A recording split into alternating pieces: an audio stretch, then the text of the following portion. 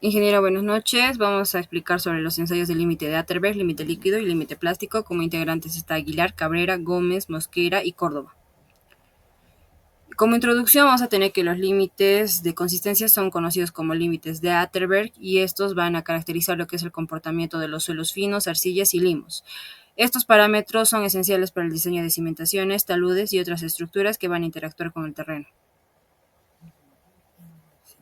Como objetivo general vamos a tener que nos va a ayudar a determinar lo que es la contracción de la muestra de arcilla, el límite líquido de la muestra de arcilla y el límite plástico de la muestra de arcilla. Con esto vamos a poder aprender de manera adecuada la práctica de límites de Atterberg y vamos a poder determinar lo que son los límites de consistencia de suelo y vamos a establecer diferencias de consistencia de un suelo de diferentes de contenidos de humedad. En el ensayo de límite líquido vamos a determinar el contenido de agua en el que el suelo pasa por el estado plástico a líquido. Parte de los límites de Atterberg fundamentales es fundamental en la mecánica de suelos. Aparte de eso, es relevante para el diseño de cimentos, carreteras, presas, estabilidad estructural y también determina el límite líquido para evaluar la plasticidad del suelo. Con esto medimos el contenido de humedad al que ocurre la transición plástico-líquido. Y bueno, con la normativa que nos apoyamos, la normativa técnica peruana 339.129, que es de suelos, el método de ensayo para determinar el límite líquido, límite plástico e índice de plasticidad de suelos. Los equipos que vamos a utilizar para este ensayo van a ser una balanza de precisión, una cuchara de caza grande, recipientes metálicos, un ranurador que va a servir para realizar nuestro ensayo con la cuchara de caza grande, cápsulas para poner nuestras muestras, brocha, un martillo de goma para poder triturar tal vez nuestro material, un cucharón metálico, un horno de secado para poder determinar el contenido de humedad, un tamiz número 40 por donde va a pasar nuestro material, un recipiente donde vamos a hacer la mezcla de nuestro material con agua, una pipeta, una probeta y un vidrio donde vamos a tener que hacer nuestros gusanitos.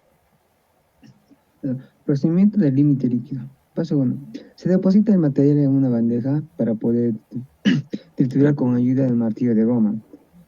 2. Una vez triturado pasamos a tamizar el material en la medida número 40. Y esta separamos el material tamizado y retenido hasta obtener medio kilogramo. 3. Preparar la mezcla de suelo más agua. Colocar en la cuchara de caza grande.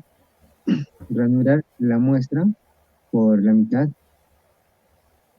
4. Registrar el número de golpes, número necesario para cerrar la ranura. Tomar una tajada de suelo aproximadamente de ancho de la espátula, extendiéndose de extremo a extremo de la torta de la masa que colocamos del suelo en ángulos rectos la ranura e incluyendo la porción de la ranura. Paso 5. Una vez hechas estas pruebas, se lleva al horno las cápsulas con las muestras por 24 horas. El horno debe estar a una temperatura de 110 grados más o menos 5. 6. Pasadas las 24 horas pasamos a extraer las taras del horno para luego pesar cada una de las cápsulas, dando como resultado los siguientes. Bueno, acá con respecto al cálculo del límite líquido. Acá podemos apreciar las taras que tenemos, la 1, 2 y 3, los números de golpes, el peso de la tara más el suelo húmedo, el peso de la tara más la muestra seca y el peso del agua, que es la mezcla de estos dos, ¿no? Y tenemos el peso del suelo seco y el contenido de humedad en porcentaje. Abajo podemos apreciar una gráfica que es con respecto al porcentaje de humedad del material y con respecto al número de golpes. Cabe recalcar que en el límite líquido nosotros apreciamos que se tiene que tomar en cuenta el golpe número 25, que concluimos que va a tener un porcentaje de 21%. Bueno, ahora les voy a explicar el ensayo límite plástico en el cual vamos a determinar el contenido mínimo del agua para hallar el contenido de la humedad del límite plástico, en el cual vamos a usar la normativa NTP de 339.129 de suelos. Este método de ensayo es para determinar el límite líquido, límite plástico y el índice de plasticidad de suelos. Siguiente. El procedimiento del límite plástico resulta, con el primer paso se determina una porción del material para luego tamizarlo después de ser humedecida gradualmente hasta obtener una consistencia plástica adecuada para moldear sin agrietarse.